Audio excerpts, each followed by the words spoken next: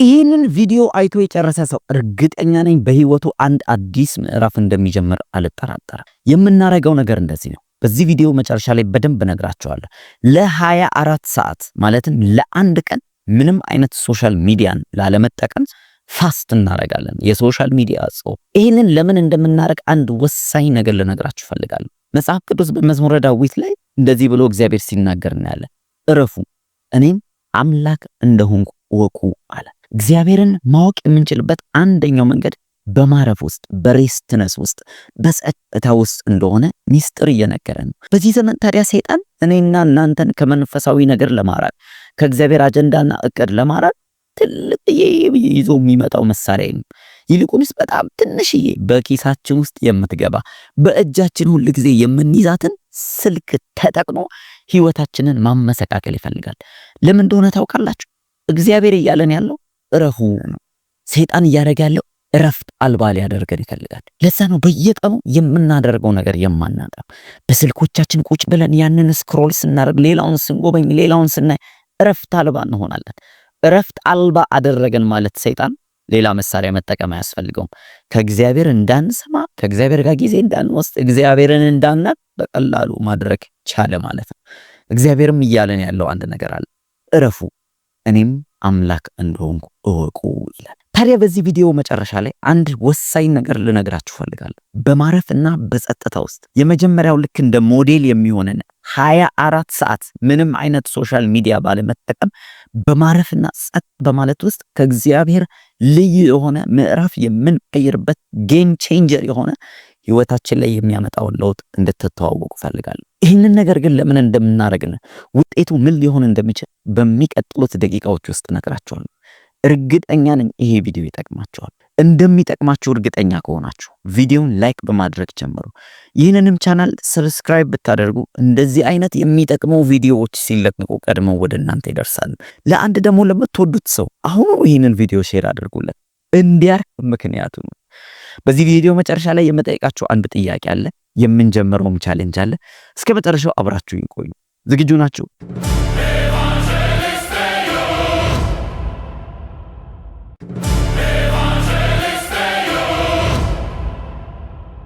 እሺ፣ በመጀመሪያ አንድ ዝንብ እየመጣ ፊታችሁ ላይ ቢያስቸግራችሁ ከዝንቡ ጋር ቁጭ ብላችሁ ስትታገሉ ስትወራጩ አይደለም መዋል ያለባችሁ። ወይ አካባቢያችሁ በዝንቦች ቢወረር እነዛን ዝንቦች ለማባረር ስትሯሯጡ አለ መታገል ያለባችሁ። ዝንቦቹ ወደዛ አካባቢ እየሰባቸው ያለ አንዳች ነገር አለ። ወደዛ እንዲሰበሰቡ የጠራቸው ነገር አለ። ያንን ነገር ነው መፍትሄ አድርጋችሁ ማሰብ ያለባችሁ። አካባቢውን ማጽዳት ዝንቦቹ ከናንተ እንዲሸሹ ምክንያት ይሆንላቸው። አሁንም የምናደርገው እንደዛ ነው። እግዚአብሔር ለምንድን ነው የማይናገረኝ? ህይወቴ ምን አይነት ህይወት ነው?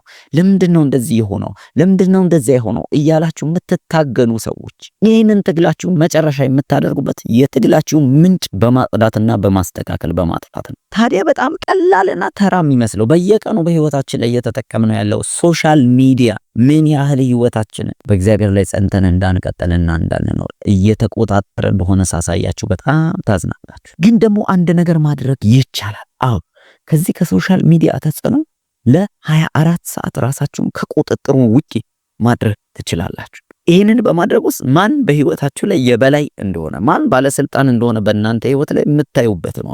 ሶሻል ሚዲያው ነው እናንተን ጌታ ሆኖ እያስተዳደራችሁ ያላችሁት ወይስ እናንተ ናችሁ በሶሻል ሚዲያ ላይ ገዝታችሁ ያላችሁት? ይህንን የምትለዩበትን ቆንጆ የሆነ መንገድ የምታዩበትን። መጀመሪያ ግን አንድ ነገር እንድታደርጉ ፈልጋለሁ። ይሄንን ቪዲዮ እንዳታሳልፉት ወይም ደግሞ ትታችሁት ወደ ሌላ ቪዲዮ እንዳትሄዱ። በዚህ ውስጥ እንኳን አንድ ልታገኙ ያለውን ነገር እንድታጡ እየታገላችሁ ነው። እስቲ መንፈሳችሁን ፈትሹት፣ ሞክሩት፣ ተፈታተኑት። እስቲ ለ24 ሰዓት ያለምንም ሶሻል ሚዲያ ተቀምጣችሁ በዛ ምትክ ግን የእግዚአብሔርን ቃል እያነበባችሁ ትምህርት እየሰማችሁ ጸሎት እየጸለያችሁ ማሳለፍ ትችላላችሁ። ያንን ማድረግ የምትችሉ ከሆነ መንፈሳችሁ አሁንም አቋም አለቀቅ ማለት ነው። ጠንካራ ነው። መንፈስ ዝግጁ ናት ይላል መጽሐፍ ቅዱስ። ስጋ ነው ደካማ። ታውቃላችሁ፣ እግዚአብሔር ለእኔና ለአንተ አንድ ምቹ ዘርን ፖቴንሻል ያለው አቅም ያለውን ነገር ይዞልን መጥቷል። ታዲያ አቅም ያለው ነገር በእኛ ውስጥ ማስቀመጥ ይፈልጋል ወይም ማስቀምጦታል። እኛ ጋር መጥቶ ነው ግን ያ ነገር እንዳያድግ ትልቅ እንዳይሆን ምክንያት ይሆንብን። ምክንያቱም ልነግራችሁ ፈልጋለሁ። መጽሐፍ ቅዱስ ለጌታ ኢየሱስ ክርስቶስ አንድ ምሳሌ ተናገረ። ዘሪው ዘርን ሊዘራ ወጣ ብሎ። ታዲያ ይሄ ዘሪው ዘርን በሚዘራበት ጊዜ አንዳንዱ ይላል እሾህ መካከል ወይም እሾሃማ መሬት ላይ ወደቀ ይላል። ታዲያ ይሄ ዘር ባደገ ጊዜ ያ እሾህ አብሮት አደገና አንቆ ያዘው፣ ፍሬም እንዳያፈራ አደረገው ይላል። ዘር ማለት ፖቴንሻል ማለት ነው። ዘር ማለት ውስጡ ፍሬ ያለ ብዙ ቅጠል ያለ ዛፍ መሆን የሚችል ቅርንጫፎች ያሉት ግንድ ያሉ ጠንካራ ነገር ነው። የእግዚአብሔር ቃል ይለዋል መጽሐፍ ቅዱስ። በእኛ ውስጥ ያ የእግዚአብሔር ቃል በተቀመጠ ቁጥር፣ በሰማነው ቁጥር፣ ባነበብነው ቁጥር ፖቴንሻል ነው። ፍሬ ማፍራት የሚችል ነው። ትልቅ መሆን የሚችል ነው። እንድንገዛ፣ እንድናስተዳብር፣ የበላይ እንድንሆን፣ ምድርን እንድንቆጣጠር ማድረግ የሚችል አቅም አለው። ብዙ የሚበላ ነገር እንድናወጣ የሚያደርገን ነው። ታዲያ ለምንድን ነው ፍሬያማ ያልሆኑ? መልሱ ቀላል። የተተከለው እሾሃማ መሬት ላይ ነው። መሬቱ የኔና የእናንተን የልብ ሁኔታ የሚገልጽ የሚያጋልጥ ነው። ምን እንደሚል ታውቃላችሁ? በኋላ ላይ እስቲ ያስረዳን ምንድነው እሾሁ ብለው ሲጠይቁት ይህ እሾሃማ መሬት አላቸው ጌታ ኢየሱስ የዚህ ዓለም ሐሳብ ነው አለ። ታውቃላችሁ እግዚአብሔር በእኛ ውስጥ ያስቀመጠውን መልካም ነገር ፍሬ እንዳያፈራ ዘሩ አድጎ ትልቅ ሆኖ ብዙ የሚበላ ነገር እንዳይወጣው ያደረገ የዚህ ዓለም ሐሳብ ነው። ብዙ የሚያስጨንቀንን ነገር በትንሽዬዋ ስልኮቻችን አማካኝነት በየቀኑ እንሰማለን። ስክሮል እያደረግን መረጃ እየሰበሰብን ኢንፎርሜሽን እየወሰድን የእንትናን ህይወት ስንመለከት ቁጭ ብለን የዚህ ዓለም ሐሳብ ፍሬው እንዳያፈራ በውስጣችን ያለው የእግዚአብሔር ቃል ፍሬያማ እንዳይሆን አስሮ አንቆ ይዞታል። ትልቁ በሽታ የሆነብን ነገር ቢኖር ይሄ። ማርታን ጌታ ኢየሱስ እንደዚህ አላት። ማርታና ማርያም ትዝ ይላቸዋል፣ የአልዓዛር እህቶች ናቸው። ጌታ ኢየሱስ ወደ እነሱ ቤት በሄደ ጊዜ አንደኛዋ ቁጭ ብላ ከጌታ እግር ስር ትሰማው ጀመረ። ወሳኝ የሆነውን አስፈላጊ የሆነውን ነገር ማድረግ ጀመረች። ሌላኛዋ ደግሞ ወደ ጓዳ ገብታ መንጎዳጎድ ጀመረች። ለጌታ ለኢየሱስ የሚያስፈልገው ነገር ለመስጠት መሯሯጥ ጀመረች። ሁለቱም መልካም ነገር ነው ያደረጉት፣ መጥፎ ነገር ያደረገ የለም። ኢየሱስ ግን አላደነቃትም ማርታ። ይልቁንስ እንዲህ ነው ያላት፣ ማርታ በብዙ ነገር ትጨነቂያለሽ፣ ትታወቂያለሽ። የሚያስፈልገው ነገር አንድ ነው፣ ማርያም መርጣለች፣ ከሷ እድሉ አይወሰድም አላት። በደንብ ስሙ። ጌታ በተናገረው ጥቅል ውስጥ ብዙ ነገር እንማራለን። የመጀመሪያው ማርታ ጌታን ለማገልገል በምታደርገው ጥረት ውስጥ እየታወከች ነው እንጂ እየጠቀመች አልነበረም። እኔ ልጠይቃችሁ፣ በዚህ በሶሻል ሚዲያ በምትመለከቱት በምታዩት ግርግሩ እየታወካችሁ በብዙ ነገር የተያዛችሁ ሰዎች የሚያስፈልገውን ነገር ትታችሁ የማያስፈልግ ነገር እያደረጋችሁ ነው። ከዛስ ወደ ማርያም ደግሞ ምንድነው ኢየሱስ የተናገረው? የሚያስፈልገው ጥቂት ወይም አንድ ነገር ነው። እሱንም ማርያም መርጣለች እድሉ ማለት። ሁለተኛ ይሄን ነገር ነው ማወቅ ያለባችሁ። የሚያስፈልገው ብዙ ግርግር ነገር አለ። የሚያስፈልጋችሁ አንድና አንድ ነገር ነው፣ ጌታን መስማት ነው፣ ጌታን ማዳመጥ ነው። ይሄ እንደሆነ ስለሚያውቅ ነው ሰይጣን በብዙ ግርግር ህይወታችሁን ቢዚ በማድረግ እየወጠራችሁ ያለ። ሰይጣን ታውቃላችሁ በዚህ ሰዓት ላይ ከናንተ ሰላማችሁ ለመውሰድ አቅጣጫ ቢስ እንድትሆኑ ሲፈልግ የሆነ ነገር አለ የሚወስድባችሁ፣ የሆነ ነገር ነው እየሰጣችሁ ያለ። የሰጣችሁ በኪታችሁ ውስጥ ያለው ሶሻል ሚዲያ ይባላል። ከጌታ ጋር ጊዜ እንዳይኖራችሁ ቢዚ እያደረጋችሁ ያለ ነገር በሙሉ የሰይጣን የማጥቂያ መሳሪያው ነው። ማርታ እንደዛ ነው የሆነችው፣ የግርግር ምክንያት ተሰጣት። እናንተም እንደዛ እየሆናችሁ ነው ወይ? የሚያስፈልገው ነገር አንድ ነው፣ ጌታን መስማት። ጌታን እንዳትሰሙ የሚያረጋችሁን ነገር ሁሉ የሚያውካችሁ ነገር ስለሆነ ተውት። ታዲያ እንዴት ነው ከዚህ ቁጥጥር መውጣት የምችለው ለምትሉ ነገሩ ቀላል ነው። አሁንም ኢየሱስ ሲናገር ቀጥሎ እንዲህ ብሎ ተናገረ፣ ማርያም ይህንን እድል መርጣለች፣ ከእርሷ አይወሰድባትም። ምናልባት ቢዚ መሆናችሁን ሰበብ የምታደርጉ ወይ ደግሞ ከስልኬ ውጪ እኮ መቀመጥ አልችልም መቀበየሪ ያለው ብላችሁ ምክንያት ያደረጋችሁ ምርጫ ነው። ማንም አላስገደዳችሁ። አለመምረጥ ትችላላችሁ። ቁጭ ብላችሁ መጽሐፍ ቅዱሳችሁን ለማንበብ መምረጥ ትችላላችሁ። ለመጸለይ መምረጥ ትችላላችሁ። ማንም ኃይል መጥቶ ያንን ከናንተ መውሰድ አይችልም። የናንተ ምርጫ ጉዳይ ነው። ትልቁ ነገር ግን አይምሯችሁ ትሪክ ያደርጋቸዋል። ሰይጣን ይሸነግላቸዋል። ማድረግ አትችሉም፣ ይሄን መሆን አይችልም ይላቸዋል። አይምሯችሁም ቢሆን በተደጋጋሚ ያደረጋችሁት ይሄንን ስለሆነ ልማዳችሁን ማቆም እንደማትችሉ ሊነግራችሁ ይፈልጋል። በመሰረቱ አይምሯችን እግዚአብሔር የሰጠን ምጡቅ አቅም ነው። ግን አንድ ነገር በተደጋጋሚ ስታደርጉት እንደ ልማድ ነው፣ ያንን ፓተርን አድርጎ ይወስደዋል።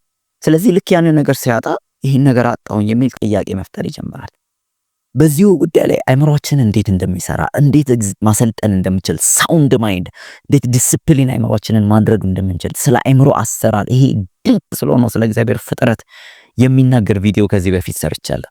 እዚች ጋር የምትመጣ ሊንክ ካለች በሷ ሊንክ ላይ ተጠቅማችሁ በኋላ ላይ ማየት ትችላላችሁ። በጣም የሚጠቅማችሁ አይኖራችሁ እንድትቆጣጠሩ እንድትገዙ የሚያደርጋችሁን መልካም ነገር ትካፈሉበታላችሁ። ስለዚህ ወደ ትልቁ ነጥብ ስንመጣ ሰይጣን ምን እያደረጋችሁ ነው? ቢዚ እያደረጋችሁ ነው። በምን ስራ፣ ህይወት ምናምን አልፈው ደግሞ አሁን ጭራሽ በሶሻል ሚዲያ ረጅም ጊዜ በዚህ ሰዓት ሰዎች በሶሻል ሚዲያ ላይ እያሳለፉ ነው። ለዛ ነው ራሳችሁን ቻሌንጅ አድርጋችሁ መምረጥ ትችላላችሁ። ለ24 ሰዓት አልጠቀምህም፣ ለ24 ሰዓት ግን የሚያስፈልገው ወሳኙን ነገር ማርያም እንደመረጠችው ጌታን መስማት፣ መጸለይ፣ ማንበብ እወስናለሁ፣ ማንም አያስድብኝም ይሄንን እድል ብላችሁ ቆርጣችሁ ተነሱ። ጌታ ኢየሱስ ያን ጊዜ ይደነቅባችኋል። ትክክለኛው ምርጫ እንደመረጣችሁ ይነግራችኋል። ሁለተኛውና ወሳኝ ነጥብ ግን ይህንን የምናደርግበት ምክንያት ይሄ ነው። ታውቃላችሁ፣ ሁል ጊዜ ወደ አዲስ ምዕራፍ ከመግባታችሁ ወይ አንድ እንግዳ ነገር ከመጀመራችሁ በፊት እግዚአብሔር የሶሊቲዩድ የጸጥታ፣ የጥሞና፣ የዝምታ ጊዜ እንድትወስዱ ይፈልጋል። የተለመደ ፓተርን ነው መጽሐፍ ቅዱስ ላይ። ብዙ አገልጋዮች፣ መንፈሳዊ ሰዎች ይህንን እያደረጉ ነው ወደ ትልቅ ምዕራፍ ውስጥ የተሸጋገሩት። ለምሳሌ ሙሴ ታላቁን የእግዚአብሔርን ትእዛዝ እነዛ በጽላቶች ላይ ተጽፈው የመጡትን 10ቱን ድንቅ ትእዛዛት ከመቀበሉ በፊት የሶሊቲዩድ፣ የመለየት፣ የመደበቅ፣ በጸጥታ ውስጥ የመሆን የማረፍ ጊዜ ነው አሳልፏል። ለ40 ቀንና ለ40 ሌሊት በዛ በሲና ተራራ ጫፍ ላይ ወጥቷል። ማንም ሰው ተለይቶ በዛ ጸጥታ ውስጥ እግዚአብሔር ተናገረው፣ አቅጣጫን ሰጠ፣ ትእዛዛትን አቀበለ። እነ ኤልያስ ነቢያቶቹ ተመሳሳይ ፓተርን ሲከተሉ አይተናል። ጌታችን ኢየሱስ ክርስቶስ ምንድን ነው ያደረገው? ከአናጢነት በሙያዊ ስራ በዚህ ምድር ላይ ካደረገው ነገር ዞር ብሎ እግዚአብሔር ወደ ጠራው ወደ ዋናው አጀንዳ ውስጥ ከመግባቱ በፊት የ40 ቀን ሶሊቲዩድ ፈጽሟል። 40 ቀን ወደ ምድረ በዳ ወደ ተገለለ ስፍራ ማንም ወደ ሌለበት ወደ ጸጥታ በመንፈስ ቅዱስ ተመርቶ ሄዷል። አንድ ጥያቄ ልጠይቃችሁ። በዚህ 24 ሰዓት በምንገባበት ቻሌንጅ ውስጥ የሆነ የምትቀይሩት ምዕራፍ እንዳለ አልተራቀም። በተለይ ይሄ ሲዝን የገና ሲዝን ነው፣ ወይም በፈረንጆች አዲስ ዓመት የምንቀይርበት 26 አዲስ ዓመት የምንገባበት።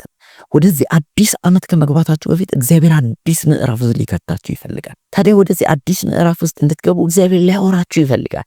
አቅጣጫ ሊሰጣችሁ፣ ትእዛዛትን ሊያቀብላችሁ፣ ሊናገራችሁ፣ የሆነ ድምፅ ሊያሰማችሁ ይፈልጋል። ያንን ድምፅ ግን የምትሰሙት በማረፍ ውስጥ በጸጥታና በመመለስ ውስጥ ነው።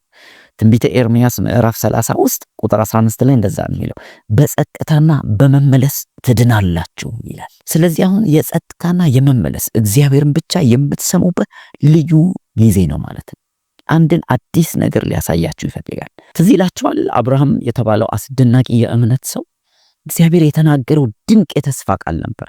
ነገር ግን ከጊዜ ቆይታ በኋላ አብርሃም እግዚአብሔር የተናገረውን ነገር ማሰላሰል ትቶ አካባቢው ላይ በሚካሄደው ነገር በድንኳን ውስጥ ቁጭ ብሎ በቤቱ የተወለደውን ባሪያ ኤሊዘርን እየተመለከተ ያሰላስል ጀመረ።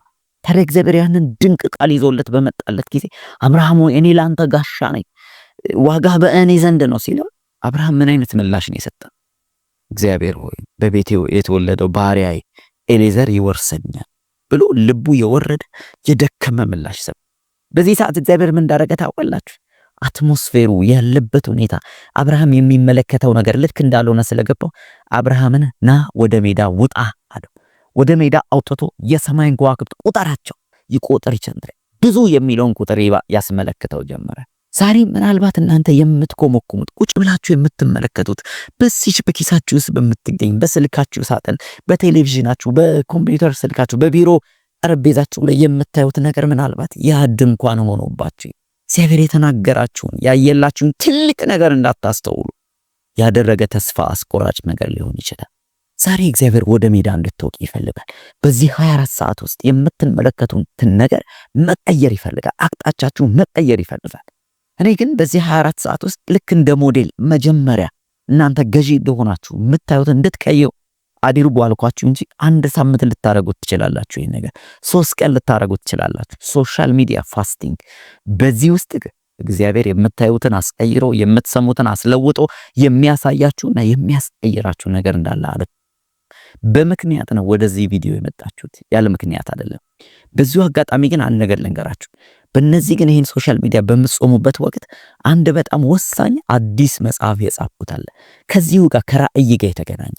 በተለይ እግዚአብሔር አንዳች ራእይ በእናንተ ውስጥ እንዳስቀመጠ የምታው ያንን ራእይ ግን ማግኘት ያቃታችሁ በተለያየ ምክንያት ምንድነው ግን ህይወቴ የህይወቴ ዓላማ ምንድነው? ይሄ ነው ህይወቴ ኑሮዬ እያላችሁ ያላችሁት ለእናንተ በጣም ወሳኝ የሆነ አቅጣጫን የምታገኙበት ምሪትን የምታገኙበት ራእያችሁን የምትገናኙበት ድንቅ መጽሐፍ ነው። ምን ታያለህ ይላል። ይህ መጽሐፍ በማንም እጅ ላይ ገና አልገባ። ገና ለገና ወይም ለኢትዮጵያ ክሪስማስ ላይ ለመውጣት ሪሊዝ የሚደረግ መጽሐፍ ነው። እናንተ ግን ከዛ በፊት ይህንን ነገር እንድታደርጉ ለእናንተ ስጦታ መስጠት ፈልጋለሁ። መጽሐፋን ያላችሁበት ድረስ የሚያደርሱላችሁን ሰዎች አዘጋጃለሁ። ከእናንተ የሚጠበቀው በእነዚህ ስልክ ቁጥር ደውላችሁ መጽሐፉን ማዘዝ ብቻ ነው። የገና ስጦታ ስለሆነ መጽሐፉን በ500 ብር ያላችሁበት ቦታ ላይ እንዲያመጡላችሁ አደርጋለሁ። እናንተ አንብቡበት፣ ተለወጡበት፣ ራእያችሁን ተቀበሉበት፣ ከእግዚአብሔር የምትሰሙበት አቅጣጫ ተካፈሉበት። በእውነት አንዳች ነገር እግዚአብሔር ሊያሳያችሁ እንደተለቀ ምንም አልጠራጠርም። በዚህ ውስጥ የሆነ የምትቀይሩት ምዕራፍ። ስለዚህ አሁኑ ነገ ዛሬ ሳትሉ ወስኑ። መጽሐፉን በእጃችሁ አስገብታችሁ በእነዚህ ሶሊቲዩድ ታይማችሁ ላይ በእነዚህ 24 ሰዓት ያለ ሶሻል ሚዲያ በምትቆዩበት ውስጥ ምን ታያለው ውስጥ የሚያሳያችሁን እግዚአብሔር የሚጠይቃችሁን ነገር ብትተዋወቁ መርቃለሁ። ከዛ ባለፈ ግን ለምን ይሄን እንደምናደርግ 2 ነጥቦች ብቻ ነግሬያችሁ ዘጋለሁ። አንደኛው አቴንሽናችሁን ወደ እግዚአብሔር እንድታደርጉ ያደርጋችኋል። ሁሉ ጊዜ አቴንሽናችሁ ወይም መጽሐፍ ቅዱስ መዝገብህ ባለበት ልብህ በዛ ይሆናል ይላል። አቴንሽናችሁ፣ ፍቃዳችሁ፣ ፍላጎታችሁ፣ ገንዘባችሁ፣ ጉልበታችሁ፣ ትኩረታችሁ ባለበት ልባችሁ ወደዛ ነው የሚሳበው። ሶሻል ሚዲያ ላይ ከሆነ አሁን በጊዜው ላይ ያላችሁ ትኩረት ሁሉ ጊዜ ጠዋት ስትነሱ ከፍታችሁ ቼክ የምታደርጉት ሶሻል ሚዲያችሁ ከሆነ ስንት ላይክ ቆጠረ፣ ስንት ሰው ተመለከተኝ፣ አሁን ምን ተለቀቀ፣ ዛሬ ደግሞ ምን ሆነ ከሆነ ልባችሁ ምን ላይ ይሆናል? እዛ ሶሻል ሚዲያ ላይ ይሆናል። በተመሳሳይ መልኩ ደግሞ ልባችሁ፣ ትኩረታችሁ ቃሉ ላይ ከሆነ ትኩረታችሁ እዛ ላይ ከሆነ ገንዘባችሁ፣ ጊዜያችሁ፣ ማለዳችሁ እዛ ላይ ከሆነ በተመሳሳይ መልኩ ልባችሁ ወደዛ ይሄዳል። ልባችሁ ደግሞ ወደ እግዚአብሔር ቃል ሄደ ማለት ዛት ሴት በቃ የሆነ ነገር ተሸነፈ። ጠላታችሁ 1-0 አጣ ማለት ነው። እርግጠኛ ነኝ በዚህ 24 ሰዓት ውስጥ ይህንን የምትለማመዱበት ጊዜ ነው። ትኩረትን አቴንሽንም ሁሉ ወደ እግዚአብሔር ቃል የምታደርጉበት አቅጣጫ የምትቀበሉበት። ሌላኛው ግን በህይወታችሁ ላይ ማን ገዢና ተቆጣጣሪ እንደሆነ የሚታይበት ጊዜ ነው። መጽሐፍ ቅዱስ ሐዋርያው ጳውሎስ እንዲህ ብሎ ተናገረ። ሁሉ ተፈቅዶልኛል፣ ሁሉ ግን አይሰለጥንብኝም፣ ሁሉ ግን አይገዛኝም፣ ሁሉ ግን አይጠቅመኝም ማለት። ስለዚህ በዚህ ሰዓት የእውነቴ ሶሻል ሚዲያ ሰልጥኖባችኋል ወይስ አልሰለጠነባችሁም? እየገዛችሁ ወይስ አይደለም? ማን ነው የእናንተ ኦነር? የህይወታችሁ ባለቤት ማን ነው? እየተቆጣጠራችሁ ያለው ማን? በእውነት ሶሻል ሚዲያው ነው ወይስ ራሳችሁ ናችሁ የህይወታችሁ ተቆጣጣሪ? ይህንን የምትለዩት እንግዲህ በሚቀጥለው 24 ሰዓት ውስጥ ነው ማለት ነው። በእውነት 24 ሰዓት ይህንን ነገር አልጠቅም ብላችሁ ዘግታችሁ መቆየት ከቻላችሁ የእውነት የህይወታችሁ መሪውን የያዛችሁት ራሳችሁ ናችሁ ማለት ነው። ጥሩ ነው እንደዛ ከሆነ።